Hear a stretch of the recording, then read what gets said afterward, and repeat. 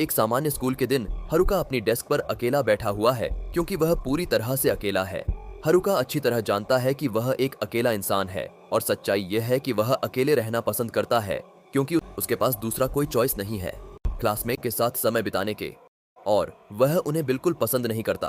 Class में कई तरह के समूह हैं जिनमें गुंडे, लोकप्रिय लड़कियां, जिम वाले लड़के और बाकी वे लोग जिनकी किसी को परवाह नहीं है शामिल हैं। हरुका इनमें से किसी भी समूह में नहीं आता और उसे इससे कोई आपत्ति नहीं है क्योंकि उसके पास दोस्तों के बिना अपने किताबें पढ़ने का ज्यादा समय है। लेकिन उसकी पढ़ाई का सत्र तब बाधित हो जाता है जब उसके नीचे एक तेज रोशनी दिखाई देती है। ऐसा लगता है कि छात्रों के नीचे एक समनिंग सर्कल उभर रहा है और कुछ समय के लिए हरुका उत्साहित हो जाता है क्योंकि उसे पता है कि इसका मतलब है कि वह एक इसेकाई एडवेंचर पर जा रहा है। लेकिन फिर उसे एहसास होता है कि एक अकेले इंसान के लिए उसे बहुत ज्यादा स्क्रीन टाइम मिल रहा है और अगर उसे इसेकाई के बारे में कुछ पता है तो इसका मतलब है कि उसके साथ कुछ गड़बड़ होने वाली है।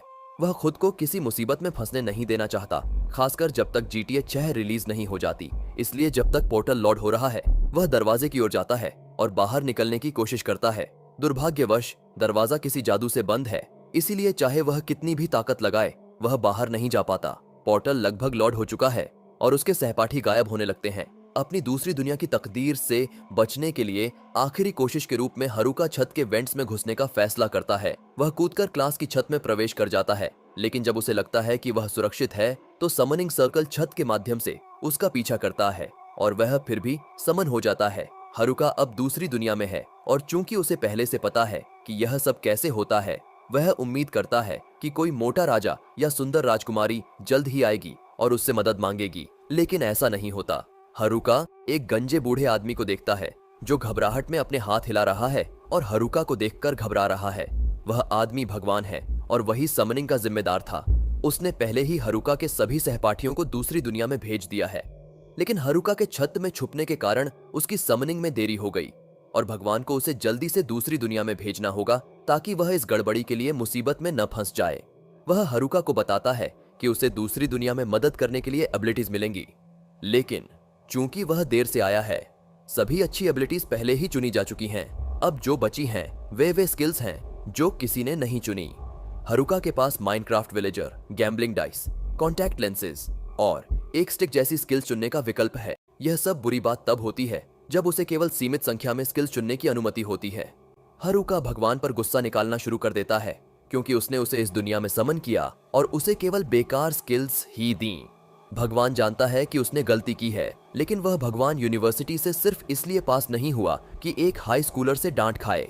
इसलिए वह हरुका से कहता है कि वह उसे माफी के रूप में सभी बची हुई स्किल्स देगा, लेकिन वह उसकी बदसूरत शक्ल यहाँ फिर नहीं देखना चाहता। हरुका को तुरंत दूसरी दुनिया में टेलीपोर्ट कर दिया जाता है।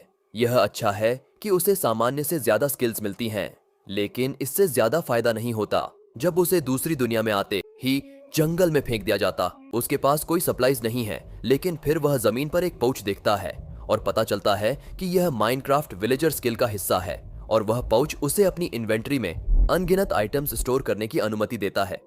उस पाउच में कुछ स्टार्टर गियर भी हैं, इसलिए कम से कम हरुका के पास उपकरण तो हैं। सभी सामान लेने के बाद वह अपने स्टैट्स चेक करने का फैसला करता है, लेकिन गैम्बलिंग डाइस के कारण उसे स्टैट्स पॉइंट्स पाने के लिए 1 नंबर रोल करना पड़ता है। वह डाइस को जमीन पर फेंकता है और उसे एम का स्कोर मिलता है। उसे एम का मतलब समझ में नहीं आता, इसलिए वह अपने सारे एम पॉइंट्स को लाख के स्टेट में डालने का फैसला करता है। उसे आश्चर्य होता है जब वह अपना स्टैट विंडो खोलता है और देखता है कि उसका लक स्टैट पूरी तरह से मैक्स्ड आउट हो गया है, जिससे उसे लगता है कि उसने इसे किसी बेहतर स्टैट में इस्तेमाल किया होता। अपनी बाकी स्टैट्स को चेक करते समय उसे पता चलता है कि बेकार स्किल्स के अलावा उसे 2 यूनिक स्किल्स भी मिले हैं। क्योंकि वह पृथ्वी पर इतना अकेला था, इस दुनिया में भी वह पार्टी नहीं बना सकेगा, भले ही वह चाहे। लेकिन इसके बदले उसकी दूसरी स्किल उसे मॉन्स्टर्स को अपना सेवक बनाने की अनुमति देती है, क्योंकि अगर उसके दोस्त होते तो वह ऐसा नहीं कर पाता। हरुका थोड़ा निराश है कि वह अपने लिए कोई हरेम नहीं बना पाएगा, लेकिन जैसा है वैसा है। अभी वह इस बात की चिंता कर रहा है कि उसे अपने आसपास कोई सहपाठी नहीं दिखता और उसे यह अजीब लगता है क्योंकि यह सपोजिटली स्टार्टिंग लोकेशन है। लेकिन फिर उसे याद आता है कि उसे पहले भी उनकी परवाह नहीं थी, तो अब क्यों करेगा। अभी उसे फोकस करना है कि उसे सप्लाईज मिले ताकि वह इस जंगल में अच्छा जीवन जी सके। इतनी रफ्तार से ज्यादा समय नहीं लगेगा जब तक कि हारुका गलती से किसी मॉन्स्टर से टकरा न जाए, और अगर ऐसा हुआ तो वो जरूर मर जाएगा। तभी हारुका को याद आता है कि उसके पास कॉन्टेक्ट लेंस स्किल है, तो वो कॉन्टेक्ट लेंसेज पहनता है और अचानक से उसे अपने आसपास की सभी जानकारी दिखाई देने लगती है। पता चलता है कि इन कॉन्टैक्ट लेंसेज में एक इनबिल्ट अप्रेजल स्किल है और इसके जरिए वो जंगल में आसानी से घूम सकता है और कुछ मशरूम्स ढूंढ लेता है जिन्हें खाकर वो मरेगा नहीं। वो कुछ मशरूम्स उठाता है और उसके विलेजर बैग की वजह से वो जितना चाहे उतना उठा सकता है। फिर वो पास की नदी में जाता है और अपने बैग का इस्तेमाल करके थोड़ा पानी पीता है, लेकिन जैसे ही वो पानी पीकर उठता है उसकी नजर कुछ और पर पड़ती है। वो जंगल के अंदर वापस जाता है और उसे एक छोटी सी गुफा दिखाई देती है। ये गुफा इतनी दिलचस्प लगती है कि वो इसे नजरअंदाज नहीं कर सकता। तो हारुका एक छोटी सी प्रार्थना करता है, मानो कोई मॉन्स्टर उस पर हमला करने वाला हो। खुशकिस्मती से गुफा में कोई मॉन्स्टर नहीं है और ये जगह काफी बड़ी है, इसलिए वो इसे अपनी बेस ऑफ ऑपरेशंस बनाने का फैसला करता है। वो अपने बैग से एक टेंट और एक मैजिक लैंटर्न निकालता है और कैंप सेट करता है। फिर टेम्परेचर कंट्रोल मैजिक का इस्तेमाल करके एक छोटी आग जलाता है ताकि रात में गर्मी बनी रहे। संयोग से एक बार टेम्परेचर मैजिक का इस्तेमाल करने पर उसे एक नई फायर स्किल भी मिल जाती है और मॉन्स्टर्स से बचने की चिंता ने उसे कई डिटेक्शन स्किल्स भी दिला दी हैं। लेकिन हारुका की एकमात्र अटैक स्किल सिर्फ एक स्टिक है, इसलिए उसे अब भी अपना बचाव करने का तरीका ढूंढना होगा। अगली सुबह हारुका झटके से जागता है, घबराहट में टेंट से बाहर निकलता है और राहत की सांस लेता है कि रात में कोई मॉन्स्टर हमला नहीं हुआ, वो सुरक्षित है। और इसका श्रेय उसकी एंटी मॉन्स्टर प्रॉपर्टीज वाली बेकार स्किल्स को जाता है। लेकिन भले ही वो खतरे से सुरक्षित हो, इसका मतलब ये नहीं कि वो भूख से सुरक्षित है। इसलिए वो एक फ्राइंग पैन निकालता है और कल इकट्ठा किए गए मशरूम को पकाने लगता है। और अगर आप सोच रहे हैं कि फ्राइंग पैन कहां से आया, तो वो उसके विलेजर बैग में अकेला पड़ा था, साथ ही एक पूरा किचन नाइफ सेट और कुछ बीफ जर्की भी। अब तक वो बैग हारुका के आर्सेनल की सबसे उपयोगी चीज साबित हुई है और वो सोचता है कि आखिर किस विलेजर ने इसे भर दिया होगा। किसी भी हाल में अब जब वो खा चुका है, उसे सोचना होगा कि आगे क्या करना है। इसलिए वो बाहर निकलता है और सोचने के लिए एक छोटी सी सैर करता है। फिलहाल वो गुफा बेस ऑफ ऑपरेशंस के लिए अच्छी रहेगी, लेकिन हारुका को अब भी एक भरोसेमंद भोजन का स्रोत ढूंढना होगा और मॉन्स्टर्स के खिलाफ सुरक्षा के उपाय करने होंगे जो इस दुनिया में उसे हमला कर सकते हैं। खुशकिस्मती से उसके कॉन्टैक्ट लेंसेज की मदद से उसके लिए काफी खाना जुटाना मुश्किल नहीं होगा, क्योंकि उसे तुरंत और मशरूम्स और कुछ हर्ब्स मिल जाते हैं। लेकिन उसे अब भी अपने मॉन्स्टर समस्या का हल निकालना होगा। तभी हारुका की डिटेक्शन स्किल काम करने लगती है और उसे पास में कुछ हलचल महसूस होती है, इसलिए वो इसे चेक करने का फैसला करता है। और जैसे ही उसे एहसास होता है कि ये शोर गॉब्लिन्स के कारण हो रहा है, वो डर जाता है। अगर एक गॉब्लिन होता तो भी काफी बुरा होता, लेकिन यहाँ दो हैं और दोनों की स्ट्रेंथ स्टैट्स हारुका से ज्यादा है। वो सोचता है कि क्या वो अपनी मौजूदा ताकत के साथ उन्हें हरा पाएगा और भागने का विचार करता है। लेकिन इस जंगल में रहने का मतलब है कि अगर उसे जीवित रहना है तो उसे किसी न किसी मोड़ पर गॉब्लिन्स से लड़ना होगा। इसलिए वो फैसला करता है कि जब उसके पास सरप्राइज अटैक का फायदा है तो इसी समय उनसे निपट लेता है। ये सोचकर वो यकीन नहीं करता कि उसकी स्टिक इस काम के लिए पर्याप्त होगी, इसलिए वो अपनी एक ट्रैश स्किल का इस्तेमाल करता है स्टिक को मैजिक से लपेटने के लिए और देखता है कि क्या होता है। ये उम्मीद से बेहतर काम करता है, इसलिए वो झाड़ियों से बाहर कूदता है और एक गॉब्लिन के सिर पर वार करता है। गॉब्लिन चकरा जाता है, लेकिन हारुका वहां नहीं रुकता और तब तक उसे मारता रहता है जब तक वो मर नहीं जाता। एक गॉब्लिन खत्म हो गया, लेकिन हारुका को अभी दूसरे से निपटना बाकी है। जैसे ही दूसरा गॉब्लिन उस पर हमला करता है, वो उसकी वार से बच जाता है। अब जब उसे लड़ाई का अंदाजा हो गया है, हारुका को एहसास होता है कि गॉब्लिन के हमले वास्तव में काफी आसान हैं, इसलिए वो आसानी से उन्हें डॉज कर लेता है और फिर उसे मैजिक की वेव से मारता है।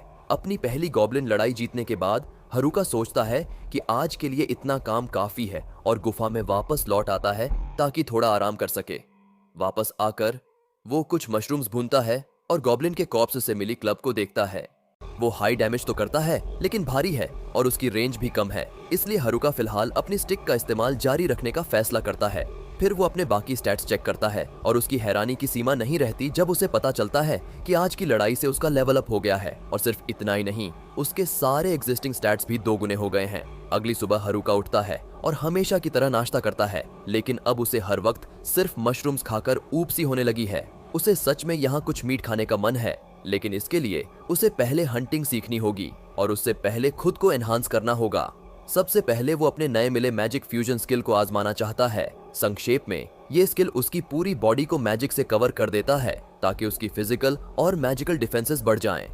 इसके अलावा उसकी स्ट्रेंथ भी काफी बढ़ जाती है, जिससे वो लड़ाई में ज्यादा प्रभावी हो सकता है। साथ ही उसका अप्रेजल स्किल भी लेवल 2 पर अपग्रेड हो गया है, तो वो इसे इस्तेमाल करता है यह देखने के लिए कि कुछ बदला है या नहीं। लेकिन फर्क बस इतना है कि अब डिस्क्रिप्शंस के साथ एक क्वेश्चन मार्क दिखता है। हरुका ने शायद कभी वीडियो गेम्स नहीं खेले हैं, इसलिए वो क्वेश्चन मार्क आइकॉन का मतलब समझने में 1 मिनट बर्बाद कर देता है और अंत में इसे छोड़कर आगे बढ़ जाता है। इसके बजाय वो बाहर जाकर मैजिक ट्रेनिंग करने का फैसला करता है। जाते वक्त उसे जमीन पर कुछ दिखाई देता है। वो सोचता है कि शायद ये मीट हो सकता है, लेकिन वो फिर से एक मशरूम निकलता है। हरुका को थोड़ी उम्मीद थी कि इस दुनिया में मीट पेड़ों पर उगेगा, लेकिन उसे जल्दी ही एहसास हो जाता है कि उसे जमीन पर कोई मीट नहीं मिलेगा। इसलिए वो अपने मैजिक ट्रेनिंग पर ध्यान देता है। वो अपनी माना इन्फ्यूजन स्किल एक्टिवेट करता है और एक कदम आगे बढ़ता है, लेकिन फिजिकल बूस्ट की वजह से वो कई मीटर आगे उड़ जाता है। उसका शरीर पहले से काफी हल्का महसूस हो रहा है और अब वो बड़ी आसानी से जंगल में ऐसे दौड़ सकता है जैसे टेलीपोर्ट कर रहा हो। इसके अलावा उसकी डेक्सटेरिटी भी काफी बढ़ गई है, जिससे वो चीजों को सही तरीके से और तेजी से स्ट्राइक कर सकता है। अपनी एनहांस्ड स्ट्रेंथ का पहला प्रयोग वो 2 रैंडम गॉब्लिन्स पर करता है और कल की तरह नहीं, अब वो एक ही हिट में गॉब्लिन को गिरा देता है। अब उसे अपनी नई ताकत पर काफी कॉन्फिडेंस हो गया है, इसलिए वो और भी गॉब्लिन्स को हैंडल करने का सोचता है। लेकिन जब वो 3 गॉब्लिन्स के एक ग्रुप को देखता है तो उसे दूसरा ख्याल आता है और धीरे धीरे पीछे हट जाता है ताकि पकड़ा न जाए। वो सोचता है कि आज के लिए काफी मेहनत हो चुकी है और वो वापस अपने केव में लौट जाता है ताकि अपनी मैजिक का अभ्यास कर सके। दिन में लड़ाई और रात में मैजिक की प्रैक्टिस का ये सिलसिला चलता रहता है और इसी रूटीन की बदौलत हरुका अब एक गॉब्लिन को एक ही बार में मार सकता है और मैजिक क्राफ्टिंग से एक प्रॉपर टेबल भी बना लेता है। वो फिर अपने केव के लिए एक गेट बनाता है ताकि वो रात में बाहर जा सके। अब वो आखिरकार शिकार पर जा सकता है। वो एक रैबिट के पीछे जाता है क्योंकि उसे काफी समय से मीट का स्वाद नहीं मिला है, और जब वो उसे पकड़ने ही वाला होता है और पकाने की तैयारी करता है तभी उसे पास में कुछ और दिखाई देता है। पहले तो उसे लगता है कि ये कोई गॉब्लिन है, लेकिन ध्यान से देखने पर वो पाता है कि ये उससे भी बुरा है। ये उसकी क्लास के डिलिंक्वेंट्स हैं और वो उनसे डील नहीं करना चाहता, इसलिए वो दूसरी दिशा में चुपचाप भागने का फैसला करता है। वो आगे बढ़ता है, लेकिन जल्दी ही उसे एहसास होता है लोकप्रिय लड़कियां, जिम ब्रो और नर्ड्स भी यहाँ हैं। उसे नर्ड्स से उतनी परेशानी नहीं है क्योंकि कभी कभी स्कूल में वो उनके साथ बैठा करता था, लेकिन अब भी उनसे बात करने का उसका मन नहीं है। आखिरकार उसकी नजर स्टूडेंट काउंसिल ग्रुप पर पड़ती है जिसमें क्लास रेप भी है। हालांकि उसे अपनी क्लास के लोगों से घुलना मिलना बिल्कुल पसंद नहीं है, लेकिन उसे मानना पड़ेगा कि क्लास रेप हमेशा उसके साथ अच्छा व्यवहार करती थी, इसलिए कम से कम उसकी इस काइंडनेस को लौटाना तो बनता है, भले ही सिर्फ एक हेलो ही क्यों ना कहना हो। वो थोड़ी देर के लिए सोचता है कि क्या खुद को सामने लाकर उससे बात करनी चाहिए, लेकिन फिर उसे लगता है कि इससे उसका अकेला रहने का सपना टूट जाएगा। क्योंकि किसी को नहीं पता कि वो यहाँ है, उसे अकेले रहने का असली मौका मिल रहा है, जैसा वो हमेशा से चाहता था। न कोई बेकार की बातें, न कोई टैक्सेस और न ही कोई उसे परेशान करने वाला। वो नहीं चाहता कि उसके क्लासमेट्स के साथ इंटरेक्शन से ये सब बिगड़ जाए, क्योंकि वो वैसे भी काफी अनोइंग हैं। इसीलिए वो आधिकारिक तौर पर फैसला करता है कि वो अपने क्लासमेट्स को नजरअंदाज करेगा और इस दुनिया को अकेले जीतने के लिए निकलेगा। यह था एपिसोड 1 का अंत। अगला भाग मिस न करने के लिए सब्सक्राइब करें।